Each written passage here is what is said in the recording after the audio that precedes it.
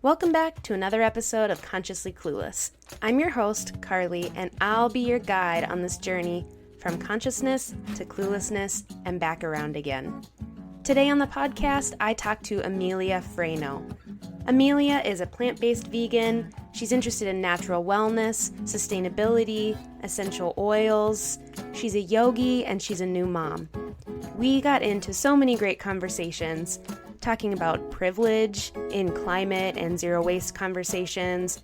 We talked about meditation and mindfulness, enjoying the journey of becoming sustainable, and how just because we might both be stubborn doesn't mean we're still not compassionate. Enjoy! Well, thank you very much for joining me today. You are so welcome. Super excited to be chatting.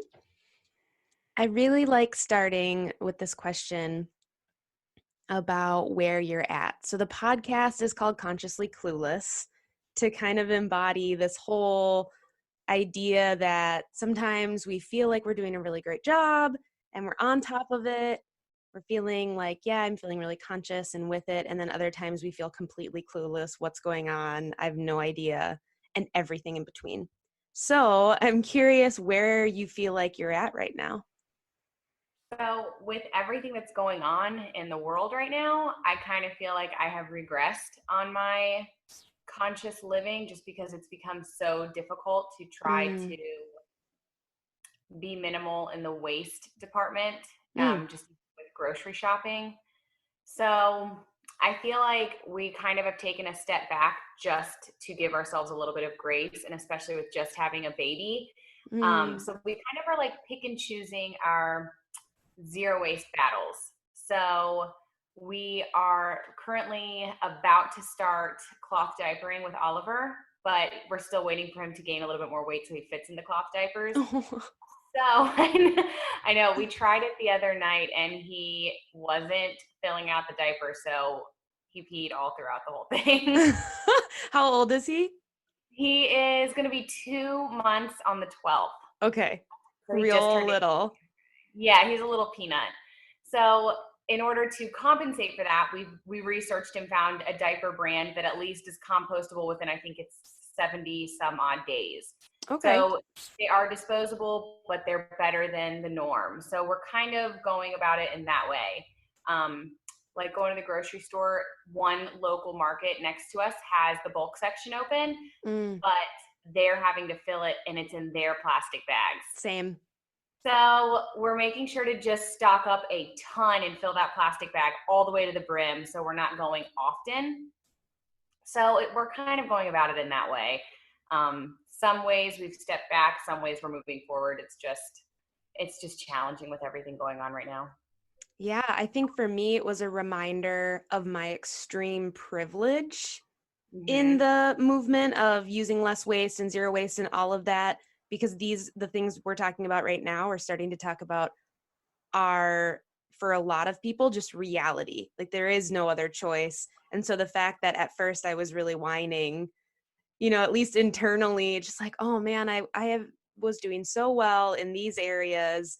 And then this hit and boom, I can't do any of the things I felt like I could really pat myself on the back for. And what does that mean? I know exactly what you mean. When Oliver was born, it was so hard for me to be grateful and accept people coming over and bringing takeout, but then Mm, seeing the waste that was coming from it. So it was like, oh my gosh, I'm so thankful. We have no time to cook right now. But then I'm seeing our trash can taken out a lot more often. And we're used to taking it out maybe once every couple days. It's a little trash bin. And that was hard to stomach. But I was like, you need to be grateful. Like there's a lot of privilege coming from this right now. So it's a balance, I guess. I think that the biggest thing for me to realize is just like when to pull back because it becomes obsessive for me. And then it's Totally. not enjoyable Mm-mm. I at know all. I put a lot of pressure on myself and I set this bar way too high to where I wanted to be the person who did keep all of their trash in a jar. And it made me it made me crazy at first. And I was Mm-hmm. obsessing over everything because I wanted to be the perfect zero waste person. And You're exactly right. Then you're not enjoying the journey to living a more sustainable life, and you almost forget your why, and it just becomes this like standard to live by. Yes. I sometimes forget podcasting. People can't see how like crazy I'm shaking my head up and down right now, agreeing with you. Cause I'm like, everything you're saying, I'm like, yes. The the thing you said too is the forget your why. Hmm. That for me is really important because that can sometimes fly out the window when I'm feeling obsessive about what I'm doing.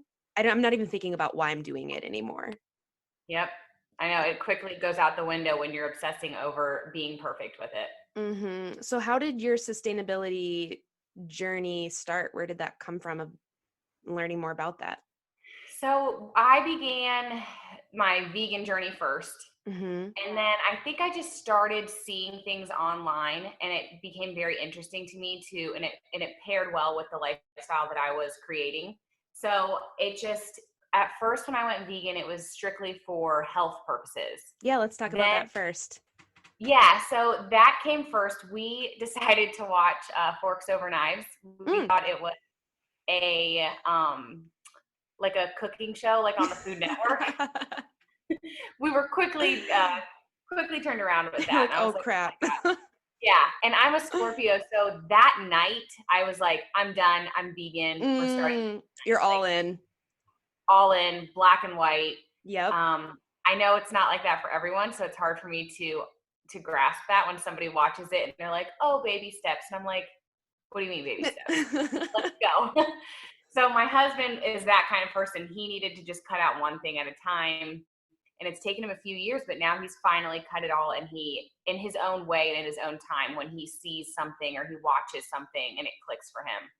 So that was 3.5 years ago. We watched that documentary, and I want to say at some point that year, because it was in January, some point in that first year of being vegan, I started seeing a lot of things online. It was one girl's video on Instagram of a beach, I want to think in like Bali or Costa Rica or Mm-hmm. somewhere.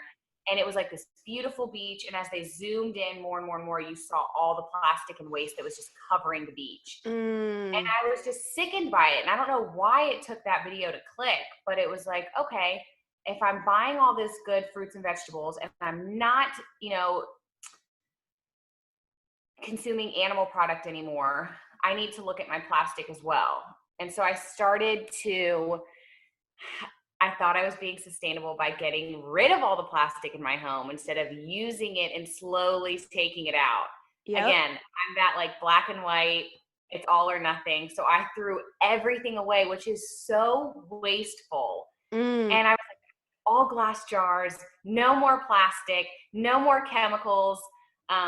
I relate to you so much because it's like I want it to look like it does on Instagram. Yes. Mm-hmm. I Mm-hmm. wanted that beautiful pantry and that beautiful fridge. And I Yeah. looked, now looking back, I must have looked insane when my husband came home from work and I'm throwing all of this stuff away. You're And like, I was I'm like, being sustainable. I was like, we need to live more sustainably. And he's just so confused. But if I could go back in time, I would definitely finish using those products or at least donate them. There Mm-hmm. are tons of people in need who would benefit from using those at least. And then I know it's not just going to landfill. Right. But you live and you learn. When you know Yes. better, you do better. So Yes. It's so interesting how many conversations I've had, even so far, about how people's entry point into sustainability seems to be veganism or just plant-based living. And that's myself included. it does kind of go hand in hand. I know there's different aspects to it. Like you can go about it for the health purposes. That was my main reasoning to start. And Mm-hmm. then I started looking at the ethical side with, the animal agriculture. And then came the environmental. Yep. Like, wow, you can do so much good just by eating more plants and less animal product if you can't just go, full blown. It makes Mm-hmm. a huge difference in all three of those areas.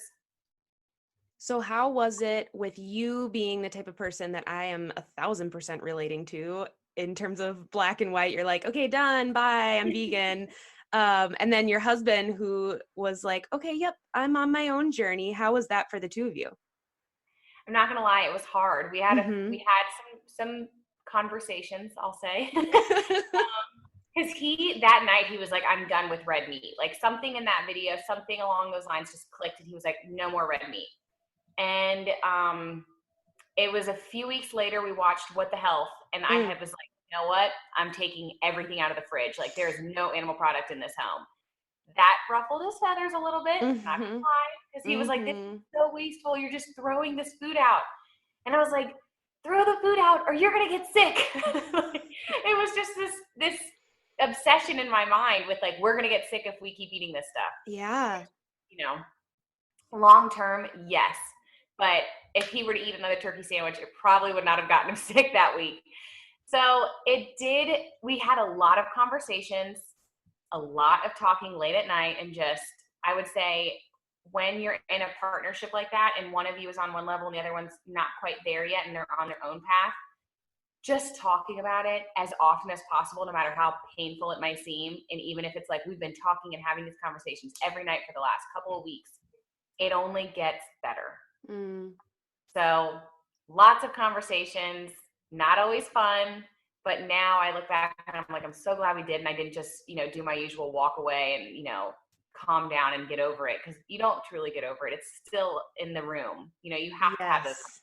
conversations. Yes. Do you feel like there's anything that you would do differently knowing that now, like with how you responded to him being slower on that journey? Or do you feel like just like you really did a good job of talking it through? I could definitely have been more patient and a lot Mm-hmm. more understanding. It's hard for me when I took that information and it was just this automatic response to be done with it. And it's so hard for me when somebody else watches that video or gets the information and they don't have the same response. I don't understand why it doesn't impact them in the way it impacted me. So I think if I would know, like, okay, he's going to get this information, he's going to understand it eventually, I could have been a lot more patient with him. But in my mind, it was this obsession, like, oh my God, every bite he takes of cheese or meat and he's gonna Yes. get sick. Just because I knew that information. I have literally shown people the Game Changers and, some of those documentary that I love that documentary. So good. Like, that's a good one right now. A lot of people, especially our generation, a lot more men are Yes. it's clicking for them when they watch that. So now that's become the documentary that I'm recommending to my generation and to a lot more men. I just feel like because there's so many athletes in that one. Yep. For sure. I've literally been so excited to show people that kind of stuff that I will sit there watching it with them and I'm not even watching the film. I'm watching them, Yes. like waiting. I'm like waiting for it to click. Like I'm going to somehow see an actual light bulb above their head like it was for me. And then when it doesn't come as quick, I'm like, oh, are we watching the same thing? I Yeah. I don't That's exactly understand. what I'm doing. I'm going from the screen to their face, like over and over, Yes. like, waiting for them to look at me and give me the same facial reaction. Like, I know, can you believe that? You know? Yes, it's so hard. And it comes from, maybe this is just what I tell myself to make myself feel better, but it comes from a place of love and compassion, but it definitely doesn't always land that way. Yeah, my delivery doesn't always seem like it's out of love and compassion, especially if someone doesn't have the same reaction that I did. Girl, same. I totally understand. That is one of the things. I mean, maybe I should talk about this more in general. I think that's one of the things I wish someone would have talked to me about when I first went vegan. Was like, this is good. This part's going to be really, really hard is when everyone around you isn't on the same page. Yes, especially the people you love the most, like your closest friends or family or your partner. Mm-hmm. I always hear about that angry vegan phase. Like, it is so true. And it Yes. might go away, but little spurts of it will come back when somebody, like when you're watching a documentary or you're reading an article or you're seeing a picture, an image, and somebody doesn't react like you would. You instantly want to, I feel like I instantly want to defend it and explain to them and really get it into their brain until they understand. But it might just not be that they're at that point in their path to receive it in that way yet. And that's hard. Absolutely. And I've talked about this on the show before, but my best friend from when I was 8 years old, she is vegan and went vegan when we were in like middle school or something. She was way ahead of the curve. Wow. And I grew up hunting and fishing and eating meat and all those things. And, we're still best friends. And once I finally became vegan, I literally was like, thank you so much for your patience, because she's such a kind, compassionate person. And I think I'm just like easier to fly off the handle, that I just was like, oh, I can't imagine if roles were reversed. She was Yeah. so patient with me, and that's what made me able to ask her questions and talk more to her about it and understand it more, and she would show me things. And it was later that I had that moment. I was like, oh, I'm trying to pressure people in my life, but my best friend of like 20 years has been so patient with me. I think I need to calm down. Oh my gosh. Yeah. I mean, think about it. Going vegan is a compassionate lifestyle towards animals and the environment, yet we're not compassionate towards, other humans because they're not going about this at the same speed we are. Mhm. Yes. Oh, I'm so glad that you are vocalizing this too, because it's a real thing. Hmm. It is a real stage of the journey. And I'll blame it on being a Scorpio or being like a hot-headed Italian, but really, there's so many people who I've met that have those same moments. Just like you said, Mhm. looking at the person when they're watching the documentary, expecting them to react to that scene just as you did. Yes. Yes. Patience in this movement is so crucial, and compassion for ourselves too. Hmm. That Yeah, we have to is give ourselves grace. absolutely. I think that is coming back to what we started the conversation with our current problems with sustainability during COVID and all of that, to give ourselves some grace and kind of figure out different things. Like you were saying, like, well, we can't do cloth diapers yet, but we can do this, and Hmm. not treat it as an all or nothing. Yeah, and that can be challenging within itself because you set these Yeah. expectations for yourself and have this picture of where you want your life to be. And I wanted it to be all the way like, okay, tomorrow morning we're zero waste sustainable, no plastics, like no single Mm. use. And that was so much harder to transition versus going vegan. With veganism, I felt like I could just get rid of the food and only buy vegetables. Yep. I remember starting to get rid of the plastics in my house, and it was like I started in the kitchen with cleaning products, and then it was like, oh my God, they're in my bathroom. Oh my God, they're everywhere. Like there was plastic Yes. everywhere. And I was just thinking, how does anybody do this? Because I wanted it, Mm-hmm. like I said, overnight. And I realized quickly, like, okay, this is going to take me some time. And it's not about getting rid of plastic necessarily, but making sure that it's not single use. Yeah, definitely. And like you said, like, I am a full supporter of, okay, go room by room. Hmm. Or, like, look at the bathroom and say, what are my next steps? Or look at the kitchen and say, what are my next steps? Or look at the kids, or whatever it is. Because if you try to do it all at once, it's so overwhelming and awful that you'll give up. It is. It was just this like huge like gray cloud over my house where I was like, oh my God, I'm never going to be able to do this. But over time, I did get it done and it made me feel better. And yes, we still have plastic in our home, Mhm. but I try my best to say, okay, how can we use this again and again? Or can I give this to a friend or find some sort of use for it? I remember at first, I went out to eat somewhere, and I'll usually say, I don't need a straw in my drink or whatever it is. Mhm. And I forgot to say that. And I thought about that straw while I was falling asleep. You know, like I was laying in bed, like, I can't believe I didn't say, please don't give me a straw. That's not healthy. No, but I'm laughing because I'm the exact same way. It'll like taunt me for the next 24, 48 hours. Like, how could you be that way? How could you forget?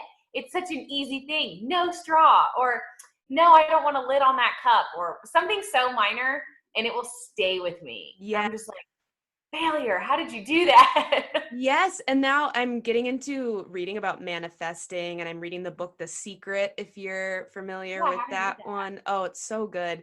And so now I'm like, all this energy work and thinking about that. I'm like, if I'm focusing on the negative, what I didn't do, I'm only going to call in more negative situations. Oh no, what am I doing? And then I start stressing about that. And I'm like, stop thinking about it. Yes, it's such a bad cycle. It's really, really bad. So with the 2-month-old Oliver, you said Mhm. he's adorable, by the way. Thank you. Like you said, He's he's like such a little peanut. Oh my God. I stare at him and I swear I'm like, I'm going to break my teeth. I grit my teeth so hard because I'm just like, oh, you're so cute. I just want to kiss you. So I'm assuming you're planning on raising a vegan baby. Definitely. What was that research or conversation like, or like, what is that like thinking about? Because I know there's a lot of people who are either confused by that or think that's a bad idea, or, Oh, just like they think totally. being vegan is bad. But I would love to hear more about your plans for that. So it was definitely not even a thought in my mind. Like, absolutely, we're vegan. Why wouldn't he be vegan as Right. well? But then, I mean, I even have very close family members like my mom who would tell me, like, he didn't choose this life. Like, don't force it on him. But I'm at the same time, I'm like, well, until he can make these decisions himself, I'm going to do what I feel is best, just like any parent would do, what they think Mm, is best for their child. yes. So right now we're still going through some breastfeeding challenges where Okay. I am not producing the full amount that he needs, and he is Hmm. not able to extract the full amount he needs because of the Okay. mouth issues he's having. He had tongue tie, lip tie, and a high palate when he was born. Oh, wow. So we are definitely facing some challenges, but I'm not giving up, and he's doing really, really well with it. Um, but I have, we had to supplement with formula for a couple of days in the beginning, which Mm-hmm. killed me. I mean, Mm. broke me. And I know there's nothing wrong with it. There are so many of my friends who were raised on formula. They're completely healthy and normal and fine, but Yep. it's that obsession in my mind. So Of doing trying to it perfect, right? exactly. Mm-hmm. So there are a ton of formulas out there, but there's only like one that is vegan, and it's a soy based, and the ingredients still I didn't like, but Mm. it was the only option, and it was like he was 2 days old, and we were really stressing about his weight loss, and he wasn't able to feed, and so we had to go that route for a few days. Well, flash forward to now, and I'm still having these issues, but I'm creating a homemade formula that I'm happy with the ingredients. Oh, wow. But so many people will say, oh, how about donor milk from another mother, which I would prefer over the homemade formula. Mm-hmm. But so many people are like, oh, this person's not vegan. And they're like, but they have a Mm. ton of breast milk. And I'm just like, I'm sorry. I have derailed from my original plan for breastfeeding in so many ways. I am not going to go that route. Like, That's that's just so not, interesting. it's not something that I can stomach. I would feel awful if I know that, and he had any health concerns that were tied to eating animal products and knowing that I just went that route. So it was Mm. something that I still am being asked about today. Like, oh, I have a friend who has a ton of, breast milk that they would love to donate, but they're not vegan. And I'm like, I'm sorry. I'm not Yeah. backwards for that one.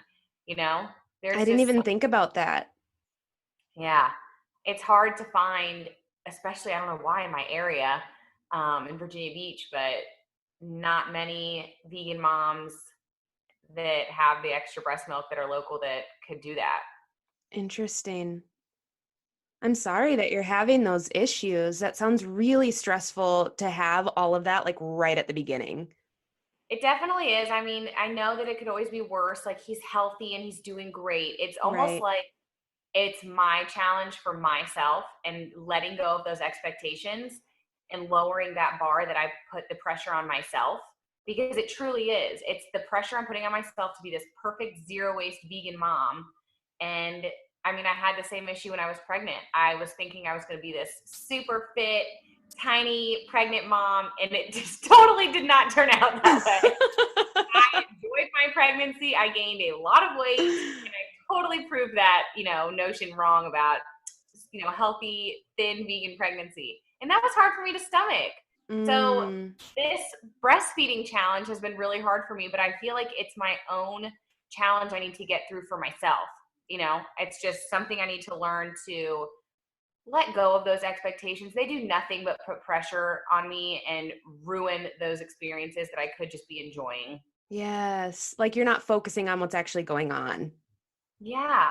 instead of, looking at him and being so happy and just enjoying these moments that are going by so quickly, I'm stressing, what is wrong with me? Why am I not producing enough? Why am I having to make breast milk? I'm a woman. Mm-hmm. I'm made to do this. Mm. But it is what it is, and I've done my best, and I have to just be okay with that and take a few deep breaths and just soak up these moments because they truly are flying by.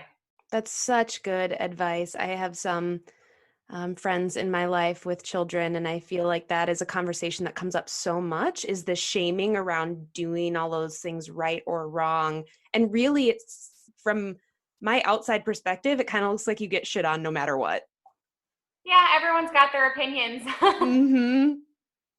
Definitely. So, have you been doing a lot of reading or research about as he goes into the next stages after breast milk about like vegan baby stuff?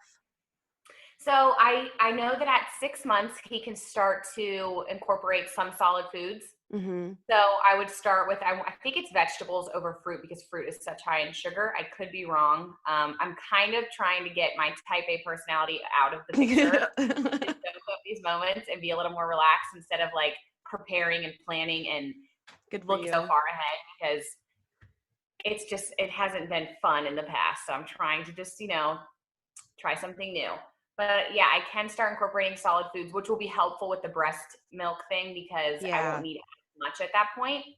So I'm excited to start, incorporating the foods that we eat. I'm going to do, Mm. whatever we make for dinner, a little bit of that on the side for him. Obviously not like seasoned because I love spicy food and I can't do that for him. And then, I mean, my gosh, I'm just so excited for the day I can make him one of my smoothie bowls. Like, I don't Oh, know. yeah. Which, by the way, on your Instagram, your food looks amazing. Thank you. We have my whole family, we're Italian, and I can't count how many restaurants my family owns, like different aunts, uncles, cousins. Like that's everybody's career choice is just to open a restaurant. So it's definitely in our blood to make food look appealing. Mm. So it's something I love to do, and I'm just like, please, Oliver, like my food, please. Well, were you really into cooking and food before going vegan as well? Definitely. Okay. I had that's how my whole Instagram had started was just showing food. And I was like, I don't care if Hmm. anybody likes this. I always loved food photography. And I just thought it was very interesting and beautiful for me. And then some people started to like it. So, it was nice to see other people appreciating a nice Yeah, picture of food. definitely. Well, it looks beautiful Thank you. and delicious, and there's no way he won't love it. He won't know anything different. That's so true. I know. That was something else that was stressing me too. I was like, what if, I leave him with a family member because I'm the only vegan in my whole extended family. And I always tell them, I'm like, I tell my mom or my sister, your kid or your grandchild eats fruits and vegetables. You can just give them fruits and vegetables and give Oliver the same thing. It doesn't have to be, oh, Oliver's cousin's eating, chicken nuggets and an ice cream cone, and Oliver's just getting, like strawberries. Poor thing. They can both eat the fruit or they could both eat the vegetables and make it an easy thing. It doesn't have to be one is missing out and the other one's, eating all this junk. Have you gotten a lot of pushback from your traditional Italian family on being vegan? Yeah, Oh it was, I'm not no. gonna lie. It's I've been vegan 3.5 years now, so I mean, still some of them have no idea truly what it means to be vegan. They every time I mention like, oh no, I'm not gonna have that. What? You don't eat this? And I'm just like, no, I don't eat any animal. And they think that I'm missing out. Obviously, it's the comment that where is your protein coming from? You're Mm. missing out on all of this stuff. You're Italian. You've turned your, against your heritage. How can Oh you not eat wow. Parmesan and um I don't know, all these other things. And I'm just like, that is so hurtful. Like, no, there are so many good foods that are made still in an Italian way that you can enjoy and love. And when I look at it for health reasons, it doesn't even bother me to hear those things. I just wish my family understood the health side, but I do feel there's a generational gap there Hmm. where it's almost like a hit to their ego to think that they have been hurting their health their whole life because of how they were raised and their parents. Like my parents would never, get me to live an unhealthy life. And I feel like that's something that's hard for them to swallow. So they'd rather just ignore that. If that makes sense. I think it makes total sense. And I think it's a barrier to this conversation a lot of the time, actually, because who wants to admit that a whole system is wrong? Who wants to admit a food system is wrong, or even want to believe that something like that could be deceiving us or could be giving us wrong information? And that means our families are giving us wrong information. It's hard. It's a hard pill to swallow. Yeah, it was a shock for me. I mean, there were a lot of times when I watched What the Health, my jaw was on the floor the whole time, and I just couldn't believe how many, like you said, how many deceiving corporations or businesses that we have been led to trust our whole life. And I never once thought, shame on my parents for not knowing. I was just like, dang, I really hope that they can learn this information soon, at some point in their life and adopt this kind of lifestyle, at least to some degree. But it's definitely something that I feel like is harder for them to swallow. My mom and my family will always just say, well, we've lived our whole life this way and we're fine. And in the back of my mind, I'm thinking, how many things do you complain about that are wrong or that are hurting or that you're bothering your body? Like, you don't think there's some tie to this? And I just feel like it's just, they're constantly just thinking it's just a genetic thing and there's nothing they can do about it. So why bother? Yeah, that's a really frustrating argument for me to combat. Mm-hmm. I love that phrase. I say this all the time, but that phrase or that quote, I forget which doctor it's from. I don't know if I'd have to look now. Maybe I can find it and put it in the show notes. But that genetics loads the gun, but lifestyle pulls the trigger. Ooh, that is good. Right? It's perfect because yeah, those things might be a part of it, but you can activate or not activate some of those things too. And that's how I really like to picture it Mm-hmm. and explain it to other people as well. So my grandma has Alzheimer's, and Fine. it's a hard journey, but it's one of those things where you start to worry and think about, well, what is going to happen to my mom or to me or to other family members? And it brings me comfort and lessens my anxiety to think, well, at least I'm doing everything I know I can to help. Yeah. I would sleep so much better knowing, okay, I've done everything I could in my life to prevent this. So if it's going to happen, there was nothing else that I could do. And I'm okay with that versus Mm-hmm. thinking or wondering, could it have been my lifestyle? Could it have been my diet? Like, I don't know. Did I do this to myself? How could I would just feel awful knowing that I did have some effect on something like that happening in my life. And I have, my kids and my husband and my family to have to look after me when it was, Yeah. you know what I mean? Yeah. Especially now that we know this information. If we never knew this information, you can't do anything about it. There's nothing wrong with that. But Mm-hmm. I swear by, when you know better, you need to do better. I love that. I think that is so true. Have you read The Alzheimer's Solution by Dean and Ayesha Sherzai? No, I would but I recommend now that want one to. for sure. That was a huge turning point in my really solidifying my why in terms of health, Mm-hmm. because I was in the midst of my grandma getting worse and all of that. So it was just like so clear to me Yeah. that this was important. I would totally recommend that one. Does it go into dementia at all? It's dementia Alzheimer's. Oh, okay. Yeah, definitely. Because we have some family members that are going through that on my husband's side. So I would love information on that. Yeah, I bought copies for like multiple family members, That's just like, awesome. here's this book. I just have an extra copy. I did the same thing with the medical medium, some of his books like thyroid, Oh, liver rescue. And I'm just like, oh, I just happen to have this. I didn't, I have family members who have thyroid issues. And I'm like, oh, how perfect. Here, take this. how ironic this just ended up in my bag today. Oh my gosh, I love that so much. So, one of the things that you talk about or have posted on your social media a lot is about being a yogi. Hmm. And I looked at your YouTube, which was fun. And one of the videos was about prenatal yoga. Mhm. Can you tell me a little bit more about your journey with yoga? And So last summer, I want to say it was June or July, I started my yoga teacher training. And it was really nice because the instructor did it over the course of a year where we meet. It's still the 200-hour, but we meet over the course of a year. So we really have time to soak in all the information, apply it. mm. And I felt like that worked perfectly with my schedule being a teacher. I wasn't pregnant yet. And I was like, oh, this is going to be great. A month or two later, I find out August 29th, I'm like, oh my God, we're pregnant. Like, how am I going to do this? And my instructor is just fantastic. She's like, of course you're going to do this. You just keep going and we're going to make adjustments as we go.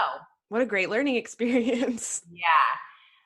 The only issue was, we're still going through through the training, and with COVID happening, Oh, it kind of derailed things. And then Oliver arrived, which I thought, I would be graduated already. So it's kind of been a little more challenging. I feel like I'm missing out a little bit because I'm not there with mm, them and I'm doing more of it virtual, but it is what it is. And forever, whatever reason, this is supposed to be happening. mm. Um, but I love that my training has been not as much as focused on the physical asana, which is what I feel like a lot of people just think that's what yoga is. Yep. And so much internal work and learning about the chakras and balancing your body and your energy. And I just was like, it definitely was what I needed. And I had no idea until we started digging deeper into Mm. chakra and childhood and how you were brought up and how it affects, you know, the things that are happening in your life currently. So The it was universe knew you needed that. yes, it was not what I expected, but it was coming at a perfect time in my life as I'm becoming a mom. Like, how perfect for me to learn all about all of this during such a transitional period. So it was beautiful, and we're supposed to be graduating, I think, in August. Well, So, that's coming up. mhm. That's really, really exciting. I felt very similarly about my program, that it was so in depth and so much more than just the physical asana. And I remember having so many moments where I was sitting in class, and we did one long weekend, Friday, Saturday, Sunday a month Mhm. for a few months. And I just I have so many memories of sitting there and talking about something about like causing our own suffering or all of Mhm. these different things, and sitting and just being awestruck at the information that I was receiving and how it felt like exactly what I needed to know and Yeah. exactly what I wanted to share. And it's a beautiful practice. Yeah, I remember when we learned it, we did the same thing. We meet once a month, and it's a Thursday night, Friday night, all day Saturday session. So it's like one weekend out of the month.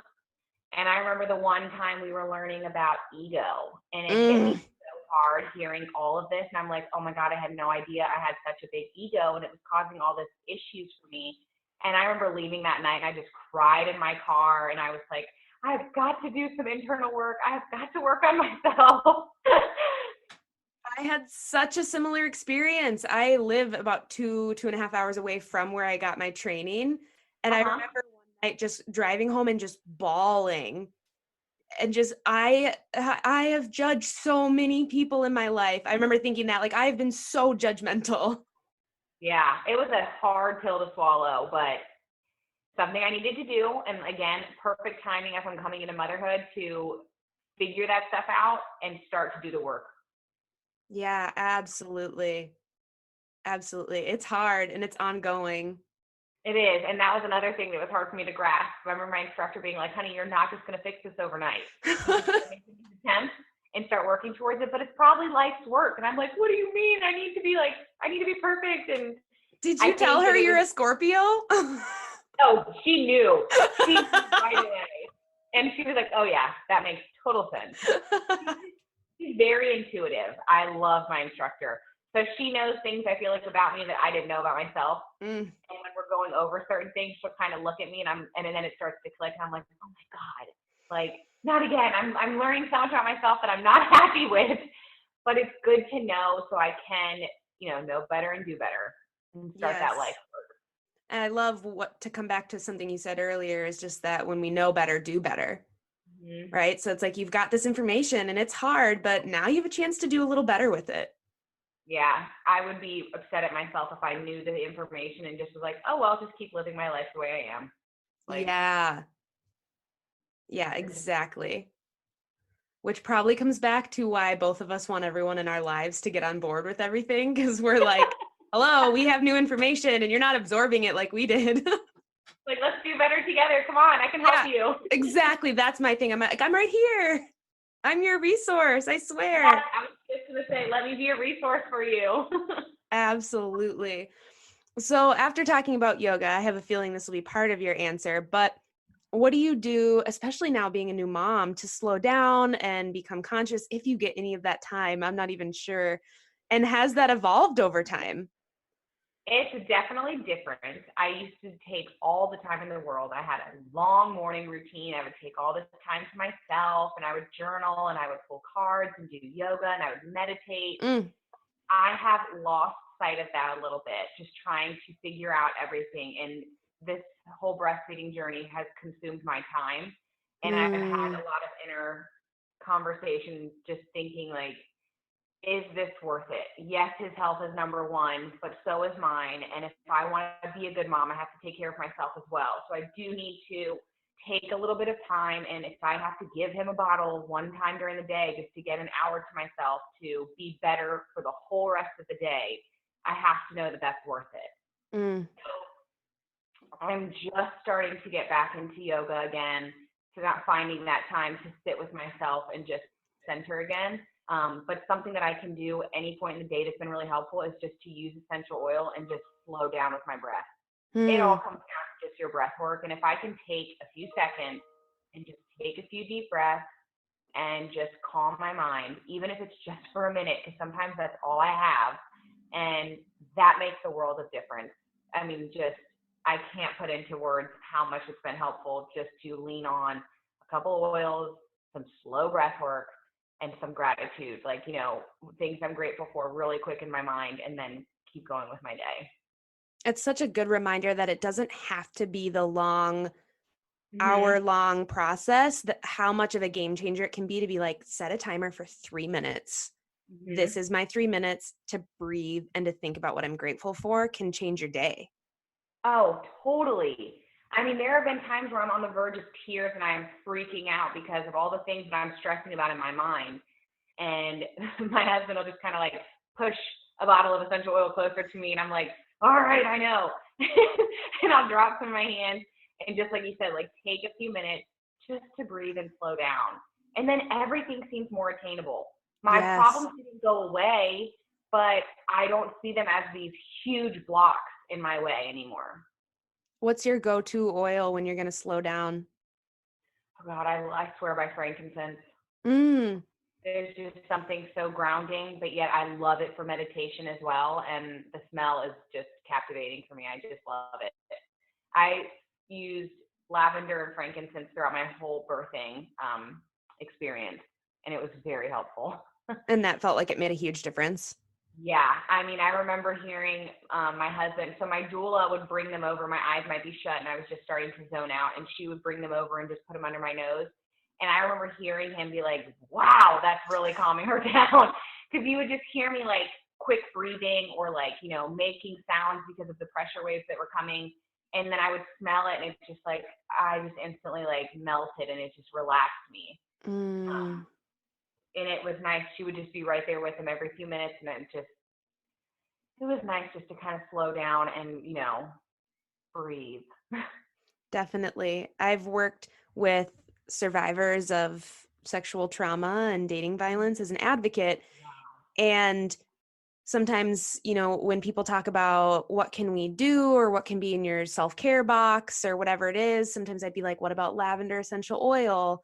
And even if you don't, like, this was always my argument for people who were skeptical about that, even if you don't believe it actually does anything, if I can get someone to equate slowing their breathing down and sleeping a little better with the smell of something, I don't care what it's doing or not doing.